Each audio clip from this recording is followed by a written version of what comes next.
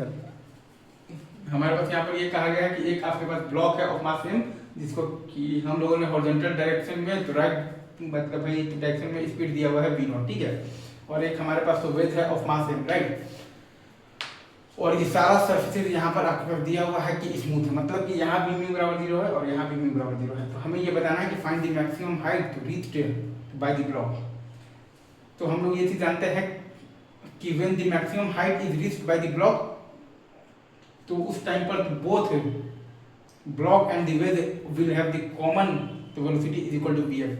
हम लोग ये जानते हैं कि when the maximum height is reached by the block, तो उस टाइम पर both block and the wedge will have the common velocity is equal to vf, right. Is it true? हाँ जी सर। अब अगर आप ये तो ब्लॉक और ये वेज को अगर आप एक सिस्टम मानिएगा, तो पूरे सिस्टम पर एक्स एक्सिस के अलोंग कोई भी एक्सटर्नल फोर्स नहीं है, मतलब कि आप पूरे सिस्टम पर एक्स एक्सिस के अलोंग आप लीनियर मोमेंटम कंजर्वेशन लगा सकते हैं।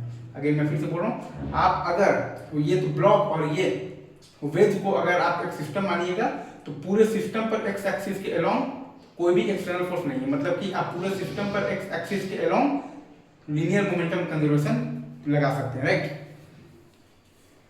जब हमने यहाँ पर किया है तो m plus M into V F बराबर आ गया है m इंटू वी नॉट, तो हमारे पास आ गया है कि वी एफ बराबर M V not by M plus M, right.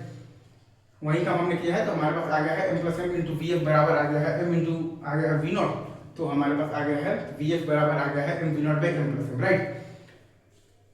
अच्छा, और अब हम लोग लगाएंगे तो वर्क एनर्जी थ्योरम। तो एक कॉन्सेप्ट आप जानते हैं कि ये ब्लॉक और ये जो आपके पास जो वेज है, इन दोनों के बीच में जो नॉर्मल रिएक्शन जो फोर्स है, उसका वर्क डन अगर आप देखिएगा तो ब्लॉक और वेज के सिस्टम पर 0 होगा। अगर मैं फिर से बोल रहा हूँ, ये वाला जो ब्लॉक है और ये वाला जो आपके पास जो वेज है, इन दोनों के बीच में जो नॉर्मल रिएक्शन फोर्स है, उसका वर्क डाउन बेसिकली अगर आप देखिएगा तो ब्लॉक और वेज के सिस्टम पर 0 होगा। अगर मैं लास्ट पर बोल रहा हूँ, ये वाला जो आपके पास जो ब्लॉक है और ये वाला जो आपके पास जो वेज है, इनके बीच में जो नॉर्मल रिएक्शन जो फोर्स है, उसका वर्क डन अगर आप देखिएगा तो ये ब्लॉक और वेज के सिस्टम पर 0 होगा। तो आपके पास खाली एक ही मतलब वेज फोर्स का वर्क डन आएगा, और वो है आपके पास ग्रेविटेशनल फोर्स।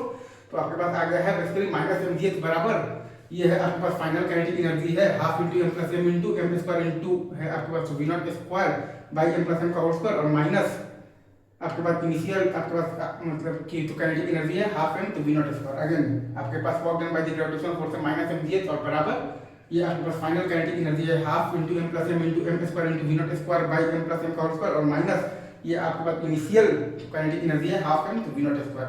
तो यहाँ से आपके पास बेसिकली आ जाता है एच बराबर तो V not square by 2g into M by M plus M. यहाँ से आपके पास आ जाता है एच बराबर तो V not square by 2g into M by M plus M. Easy.